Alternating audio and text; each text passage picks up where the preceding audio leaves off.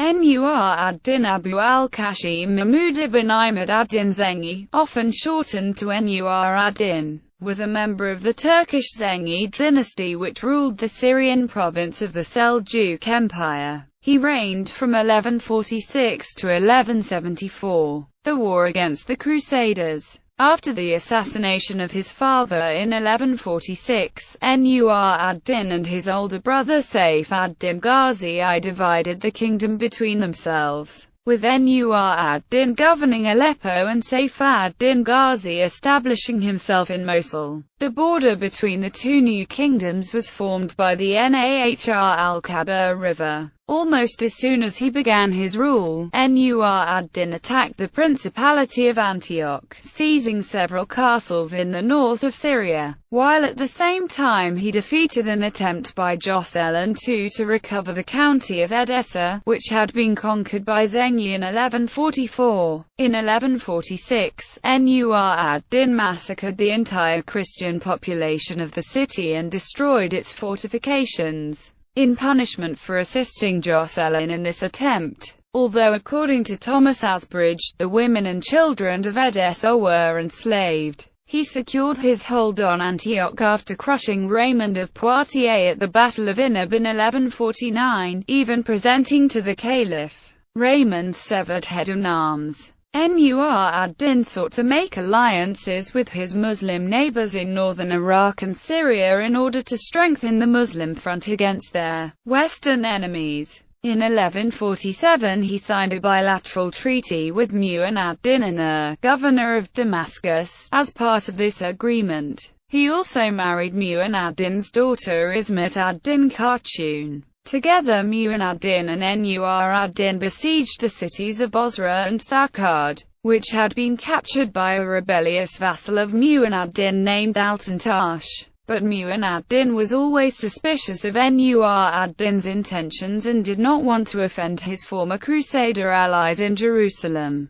who had helped defend Damascus against Zengi. To reassure Mu'in ad-Din, Nur ad-Din curtailed his stay in Damascus and turned instead towards the Principality of Antioch, where he was able to seize Artad, Kafir-Latha, Bishurfut, and Balat. In 1148, the Second Crusade arrived in Syria, led by Louis VII of France and Conrad III of Germany. Nur ad-Din's victories and the Crusaders' losses in Asia Minor, however, had made the recovery of Edessa, their original goal, practically impossible, given that Aleppo was too far off from Jerusalem for an attack and Damascus, recently allied with the Kingdom of Jerusalem against Zengi, had entered into an alliance with Nur ad-Din. The Crusaders decided to attack Damascus, the conquest of which would preclude a combination of Jerusalem's enemies. Mu'in ad-Din reluctantly called for help from Nur ad-Din, but the Crusader siege collapsed after only 4 days. Nur ad-Din took advantage of the failure of the crusade to prepare another attack against Antioch. In 1149, he launched an offensive against the territories dominated by the castle of Harim, situated on the eastern bank of the Orontes, after which he besieged the castle of Inab. The Prince of Antioch, Raymond of Poitiers, quickly came to the aid of the besieged citadel. The Muslim army destroyed the Crusader army at the Battle of Inab, during which Raymond was killed. Raymond's head was sent to Nur ad-Din, who sent it along to the Caliph in Baghdad. Nur ad-Din marched all the way to the coast and expressed his dominance of Syria by symbolically bathing in the Mediterranean. He did not, however, attack Antioch itself. He was content with capturing all Antiochian territory east of the Orontes and leaving a rump state around the city, which in any case soon fell under the suzerainty of the Byzantine Empire. In 1150, he defeated Jocelyn II for a final time, after allying with the Seljuk Sultan of Rum, Masud. Jocelyn was blinded and died in his prison in Aleppo in 1159. In the Battle of Aintab, Nur ad-Din tried but failed to prevent King Baldwin III of Jerusalem's evacuation of the Latin Christian residents of Turbessel. In 1152 Nur ad-Din briefly captured Tortosa after the assassination of Raymond II of Tripoli. Unification of the Sultanate. It was on Nur ad-Din's dream to unite the various Muslim forces between the Euphrates and the Nile to make a common front against the Crusaders. In 1149 Saif ad-Din Ghazi died, and a younger brother, Qutb ad-Din Mawdud, succeeded him. Qutb ad-Din recognized Nur ad-Din as overlord of Mosul, so that the major cities of Mosul and Aleppo were united under one man. Damascus was all that remained as an obstacle to the unification of Syria. After the failure of the Second Crusade, Mu'in ad-Din had renewed his treaty with the Crusaders, and after his death in 1149 his successor Mu'in ad-Din followed the same policy. In 1150 and 1151 Nur ad-Din besieged the city, but retreated each time with no success, aside from empty recognition of his suzerainty. When Ascalon was captured by the Crusaders in 1153, Mu'in ad-Din forbade Nur ad-Din from traveling across his territory. Mu'in ad-Din, however, was a weaker ruler than his predecessor, and he also agreed to pay an annual tribute to the Crusaders in exchange for their protection. The growing weakness of Damascus under Mu'in ad-Din allowed Nur ad-Din to overthrow him in 1154, with help from the population of the city. Damascus was annexed to Zengid territory, and all of Syria was unified under the authority of Nur ad-Din. From Edessa in the north to the Hauran in the south, he was cautious not to attack Jerusalem right away, and even continued to send the yearly tribute established by Mu'in ad-Din. Meanwhile, he briefly became involved in affairs to the north of Mosul, where a succession dispute in the Sultanate of Rum threatened Edessa and other cities. In 1157 Nur ad-Din besieged the Knights Hospitaller in the Crusader fortress of Banias, routed a relief army from Jerusalem led by King Baldwin III, and captured Grand Master Bertrand de Blanquefort. However, he fell ill that year and the Crusaders were given a brief respite from his attacks. In 1159 the Byzantine Emperor Manuel I Comnenus arrived to assert his authority in Antioch, and the Crusaders hoped he would send an expedition against Aleppo. However, Nur ad-Din sent ambassadors and negotiated an alliance with the emperor against the Seljuks, much to the Crusaders' dismay. Nur ad-Din, along with the Danishmends of eastern Anatolia, attacked the Seljuk Sultan Kilij Arslan II from the east the next year, while Manuel attacked from the west. Later in 1160, Nur ad-Din captured the Prince of Antioch, Raynald of Chatillon, after a raid in the Anti-Taurus Mountains. Raynald remained in captivity for the next 16 years. By 1162, with Antioch under nominal Byzantine control and the Crusader states further south powerless to make any further attacks on Syria, Nur ad-Din made a pilgrimage to Mecca. Soon after he returned, he learned of the death of King Baldwin III of Jerusalem, and out of respect for such a formidable opponent he refrained from attacking the Crusader kingdom. William of Tyre reports that Nur ad-Din said, "We should sympathize with their grief and in pity spare them, because they have lost a prince such as the rest of the world does not possess today." The problem of Egypt, as there was now nothing the Crusaders could do in Syria. They were forced to look to the south if they wanted to expand their territory.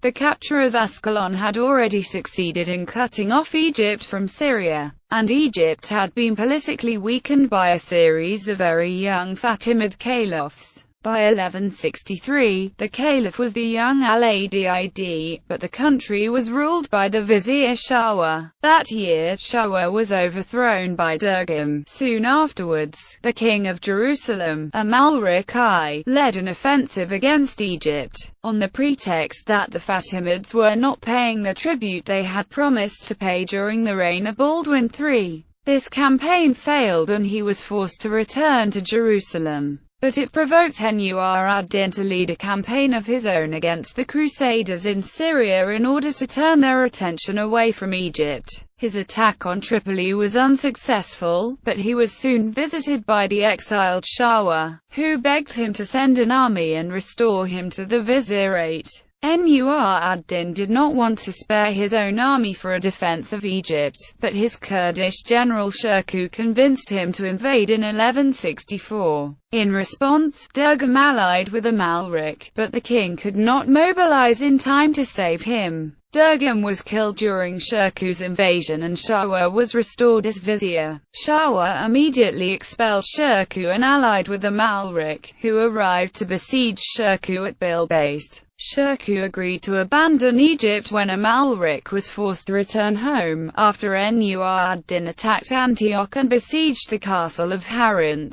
There, Nur ad-Din routed the combined armies of Antioch in Tripoli, but refused to attack Antioch itself, fearing reprisals from the Byzantines. Instead he besieged and captured Banias, and for the next 2 years continually raided the frontiers of the Crusader states. In 1166 Shirkuh was sent again to Egypt. Amalric followed him at the beginning of 1167, and a formal treaty was established between Amalric and Shawa, with the nominal support of the Caliph. The Crusaders occupied Alexandria and Cairo and made Egypt a tributary state. But Amalric could not hold the country while Nur ad-Din still held Syria, and he was forced to return to Jerusalem. In 1168 Amalric sought an alliance with Emperor Manuel and invaded Egypt once more. Shawa's son Khalil had had enough, and with support from Caliph al-Adil requested help from Nur ad-Din and Shirkuh. At the beginning of 1169 Shirkuh arrived and the Crusaders once more were forced to retreat.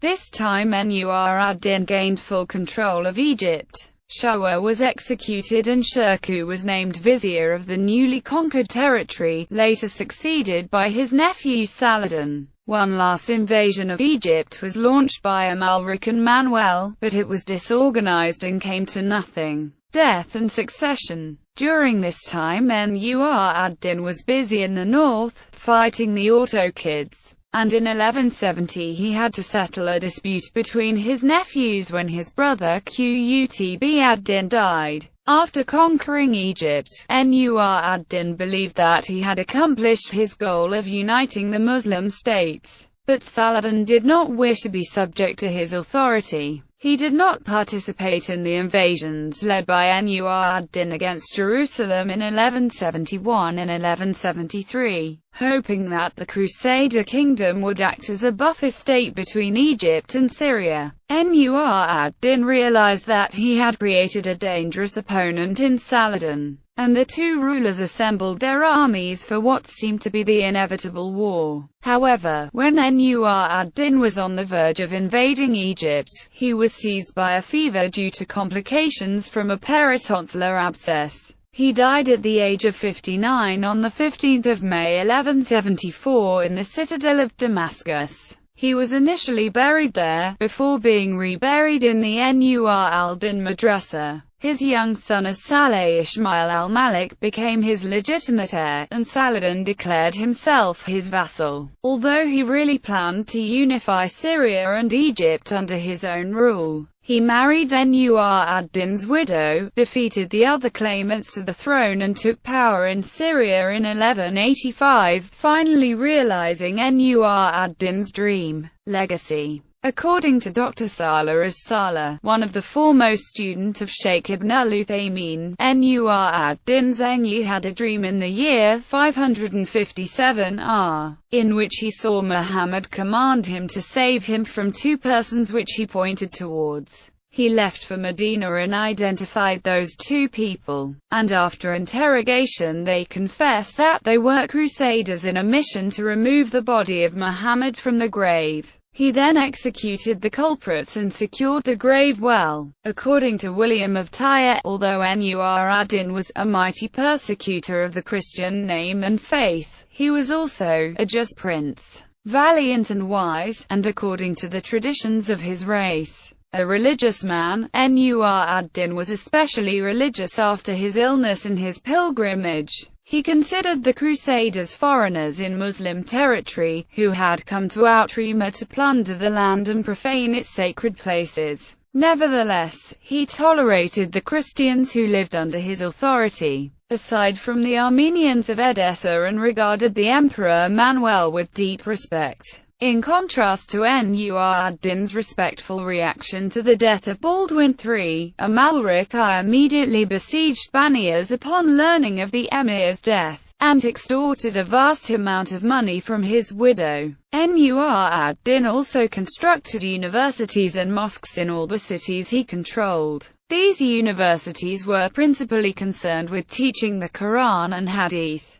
Nur ad-Din himself enjoyed to have specialists read to him from the Hadith, and his professors even awarded him a diploma in Hadith narration. He had free hospitals constructed in his cities as well, and built caravanserais on the roads for travelers and pilgrims. He held court several times a week so that people could seek justice from him against his generals, governors, or other employees who had committed some crime. In the Muslim world he remains a legendary figure of military courage, piety, and modesty. Sir Stephen Runciman said that he loved, above all else, justice. The Damascene chronicler Ibn al-Kalanizi generally speaks of Nur ad-Din in majestic terms, although he himself died in 1160. And unfortunately did not witness the later events of Nur ad-Din's reign. Bibliography. Gabriele, Francesco. Arab Historians of the Crusades, Berkeley. University of California Press. ISBN 978-0-520-05224-6. Stephen Runciman, A History of the Crusades, Volume 2. The Kingdom of Jerusalem. Cambridge University Press, 1952.